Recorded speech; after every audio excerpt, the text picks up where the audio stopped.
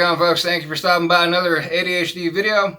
For today, I wanted to discuss 10 points in order to help out parents who want to help out their child or adolescent that has ADHD. So let's do a little deep dive and let's do some learning, shall we? So point number one, find out what type of ADHD your child/adolescent has and get an evaluation from a psychiatrist. So a lot of the time, it's pretty tough for a parent to accept sometimes that their child or adolescent, or even themselves, might have ADHD. So it's a long process of introspection for some people. So I have a video that deals with coming to terms with ADHD. If you want to check it out, the link should be above. Give it a go.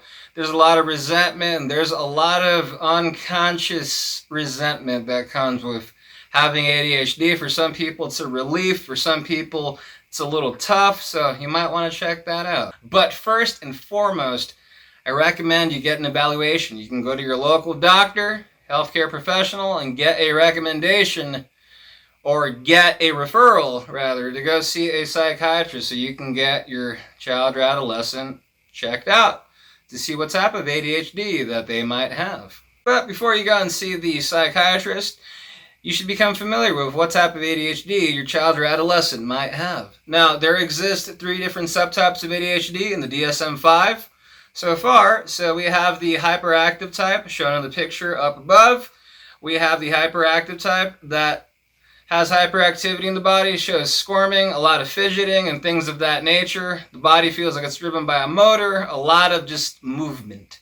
And then we have the inattentive type, where usually there is no hyperactivity on the outside, but rather in the brain. For the inattentive types, there's a lot of forgetting. It's difficult to sustain attention for long periods of time, and there's issues sleeping some of the time. So those are the inattentive types. And then we have the third type of ADHD, we have the combined types. And that's a combination of both inattentive and hyperactive, the ratio of which will depend on the individual with ADHD. There's some people I've worked with and met who are more inattentive than hyperactive, and vice versa. So do yourself a favor, do some researching. Quick Google search will get you a lot of results. So, and yet again, that video, if you want to check it out, Coming to Terms with ADHD, is available here on my page if you want to check it out. Let's move on to the next point.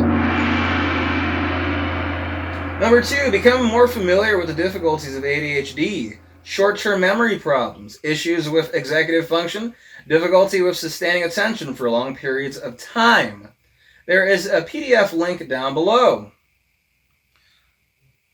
So, with finding out your child or adolescent, finding out that there's ADHD involved, there's going to be a lot of relearning of behavior. And as a parent, what you need to do is you need to inform yourself to see which of the skills or lack thereof that your child or adolescent has, which ones have to do with ADHD and which ones are rather just a lack of skill that needs to be refined. A lot of the time, people with ADHD deal with a lot of negative stimuli. By this, I mean a lot of people with ADHD are told very negative things in school. They fail constantly. They have issues sometimes socializing. And there comes a great deal of rejection. And on top of that, we have rejection-sensitive dysphoria, which is a huge topic for those of us with ADHD. Rejection-sensitive dysphoria causes a lot of people to feel extreme emotions when they feel they have either let somebody down or when somebody has let them down. This makes people not want to see specific people ever again sometimes, and it's really dramatic, and it has to do with our central nervous system being heightened. So I have a video on that as well that you might want to check out. Link above, rejection-sensitive dysphoria. So, like I was saying, there's a PDF link down below that these 2 individuals made that has a ton of ADHD symptoms and problems. So what you can do is you can check it out, you can download it, and then you can circle or write down notes next to the things that your child or adolescent has, and maybe bring that with you to see the psychiatrist when you go and get an evaluation, if you decide to do so. Or you can also show that to your significant other that perhaps might not be aware of the ADHD, or for some significant others, they don't believe that the child or adolescent has ADHD, and they think one partner is all the reasoning for the fault of the ADHD symptoms. Not quite. ADHD brings a long list of problems that are really common amongst people with ADHD. They overlap. So, might want to check that out, and might want to sit down with your spouse or your significant other so they can see that other people have the same difficulty that your child or adolescent has, and it's not the self that has an issue, but rather the ADHD that is not being taken care of. Point number 3, implementing a diet that is going to help ADHD symptoms instead of making it worse. Elimination diet, working with a nutritionist. Now, when it comes to ADHD and research, a lot of research has indicated that the gut is essentially a second brain and is rather important when it comes to our ADHD. And it can make our ADHD a whole lot better or a whole lot worse. If we're eating a lot of junk food, a lot of fast food, a lot of lower-end fast food, rather, we're going to have a lot of difficulty in the brain. There's going to be issues of less mitochondria, issues of inflammation, issues of heavy metal toxicity, and a lot of issues of oxidation. If you don't know what those things really are or the consequences of having that, I highly recommend you check out my ADHD diet video. There should be a link above. And it shows plenty of insight as to what you should avoid eating to help out your ADHD symptoms and what you should aim to eat in order to help out your ADHD. Because what we eat, the fuel we put into our body is crucial and is heavily important. So I urge you to think about it. Start little by little perhaps, but the diet is truly important when it comes to ADHD. It can make all the difference in you, your adolescent, your child, or whomever that has ADHD. So I highly encourage you to open your mind and perhaps give a try to a healthier eating lifestyle. It can make all the difference. On to the next point.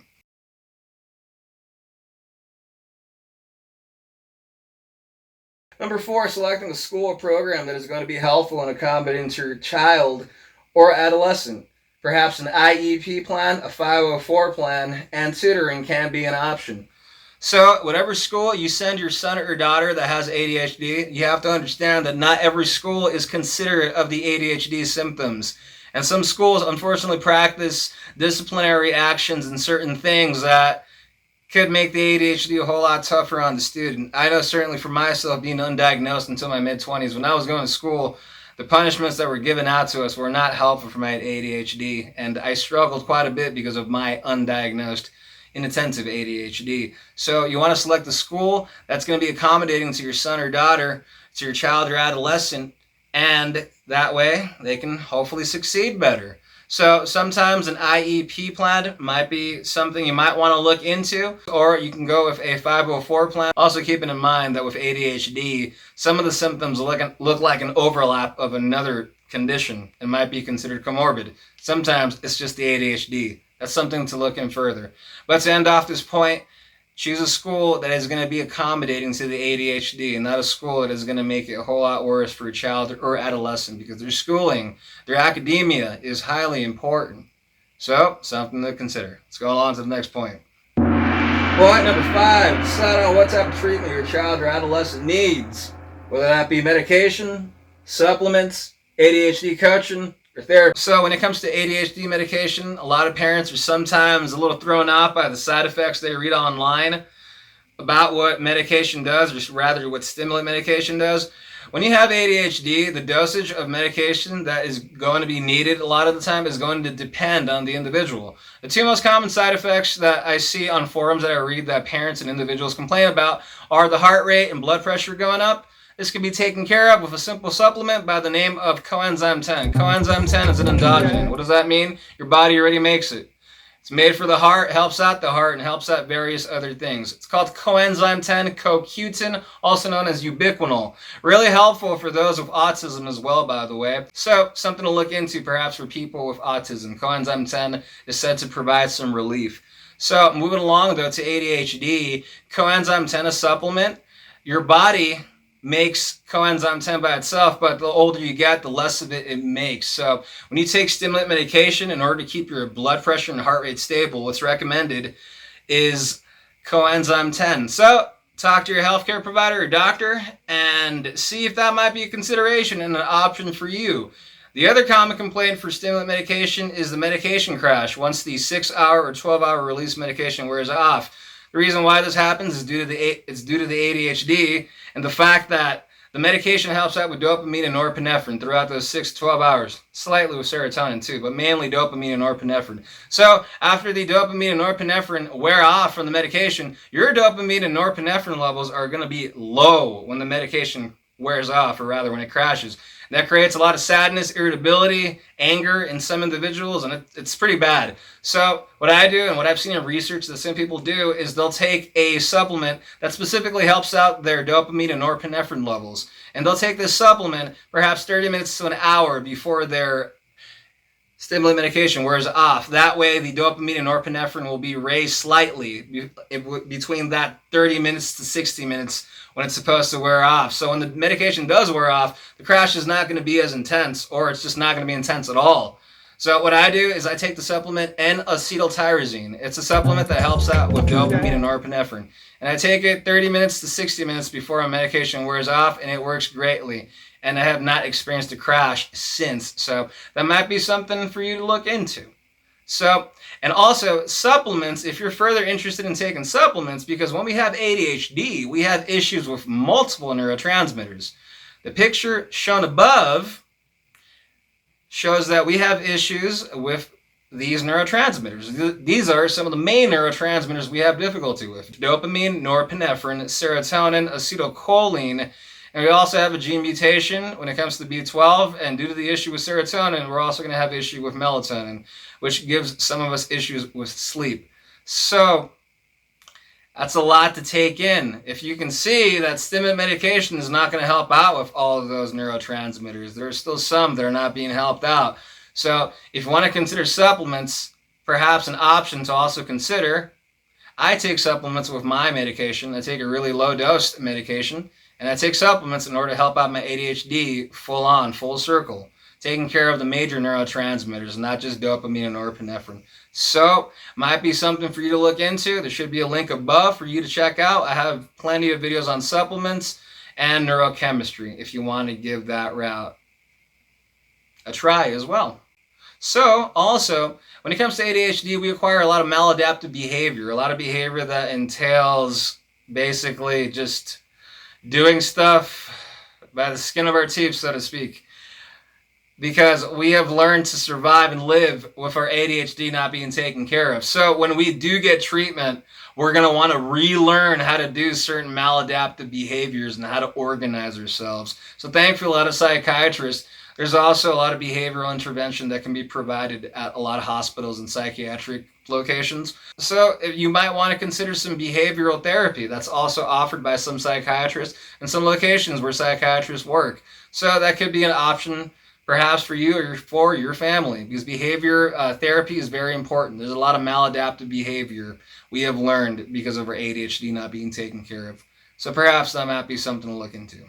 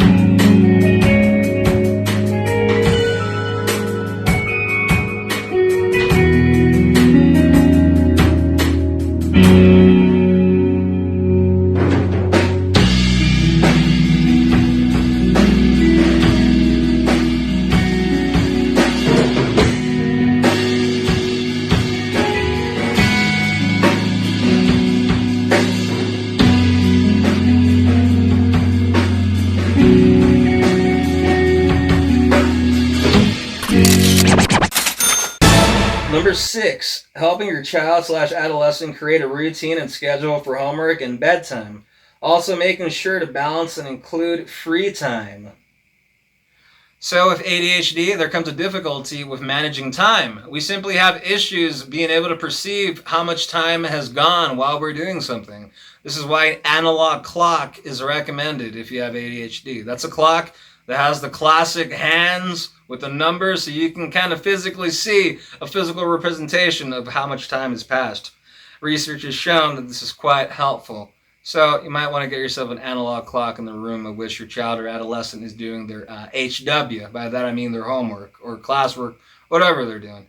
So you as a parent, and if you're working with a therapist too, you're going to want to create a routine of homework and a routine of how to manage certain behaviors. Because like I said in the previous point, there's a lot of maladaptive behaviors that come with undiagnosed ADHD. And the longer the ADHD remains undiagnosed, the more maladaptive behaviors, unfortunately, that we pick up along the way. And it's really hard to untrain behavior, as psychology research will show you. So the longer you do something behavior-wise, this goes for your thought processing too.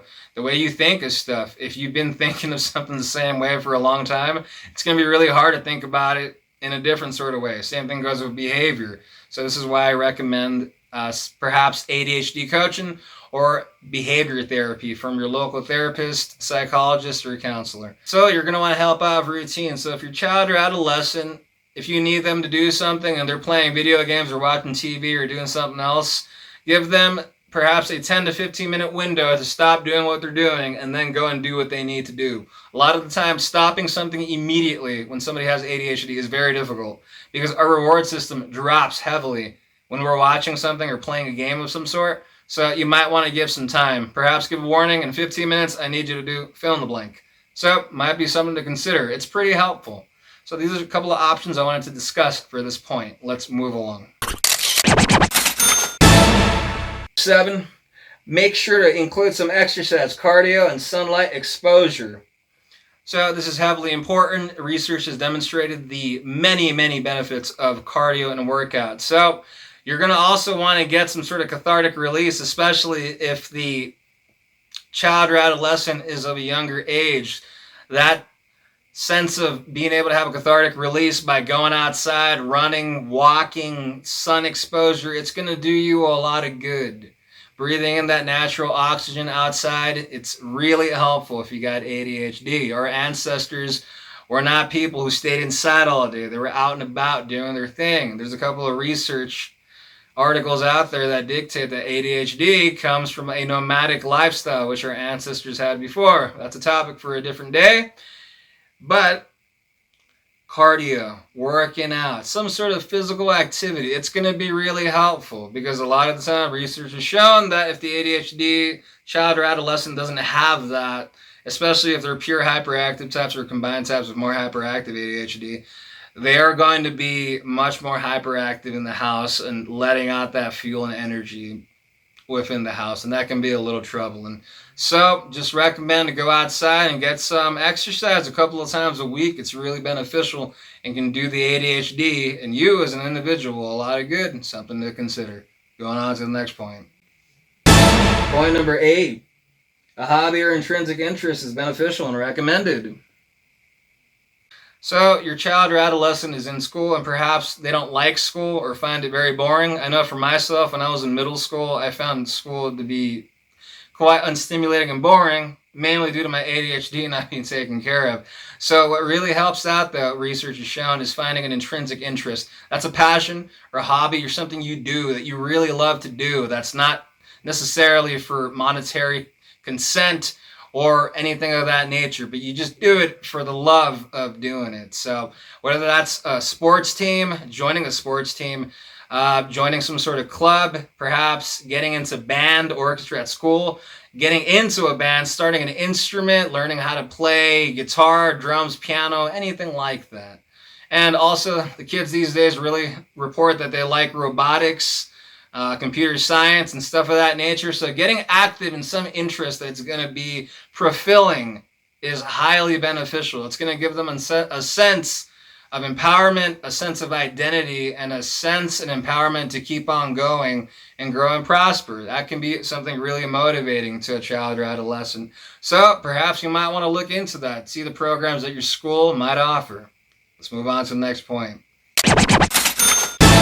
Point 9, ask for help and have other family members help you out.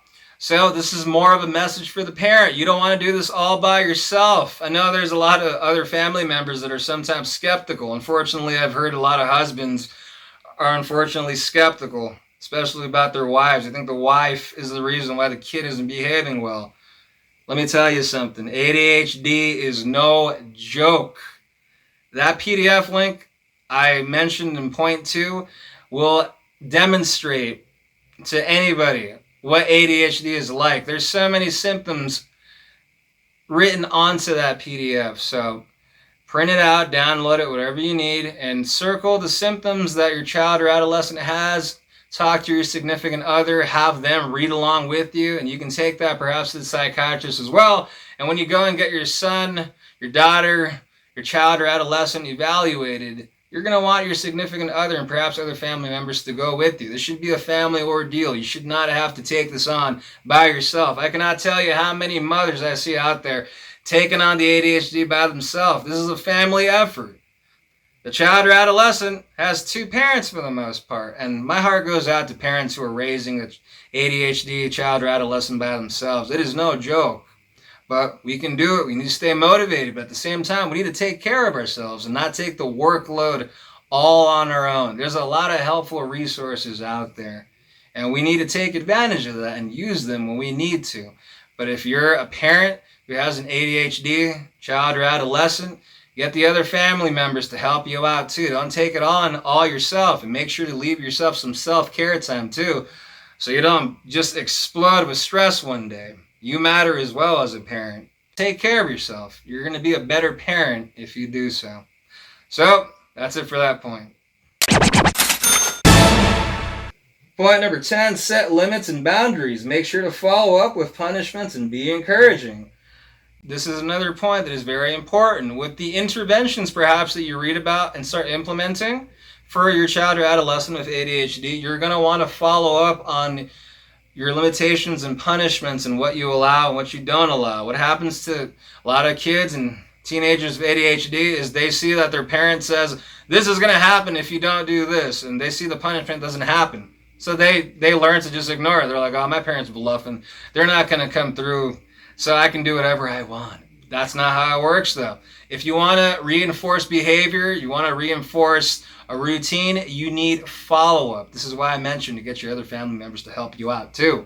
You're going to want follow-up and help from the other family members to ensure that the new behavior interventions you're including into your child or adolescent are going to go through, and your child is going to refine their behavior and is going to improve. Not coming through with consequences and saying you're going to do something and then not doing it, that's not going to encourage and that's not going to help. And I understand that life is very busy and we got a lot going on our plate. Not to mention having a child or adolescent with ADHD is no joke and takes a lot of effort, as a lot of parents with ADHD, children and adolescents will tell you. So set those limits, set those boundaries, follow up on them. Follow up is hugely important. You can make all the difference with that. It takes balance and it takes discipline and it takes motivation. But you can do it. You can do all those things. It just takes some time. For some people it takes baby steps. Everyone's got a different route and routine in their life. Make it work for you and make it work for your child or adolescent. And hopefully make it work for your family as well. So that is it for today, folks. I hope those 10 points were of some insight, of some help, and some benefit to those of you watching. I really hope and pray that you're able to get some assistance and get the ADHD symptoms taken care of, and most importantly, get them under control. So, I wish you the best regards, okay? This is Wilhelm, your ADHD comrade, over and out.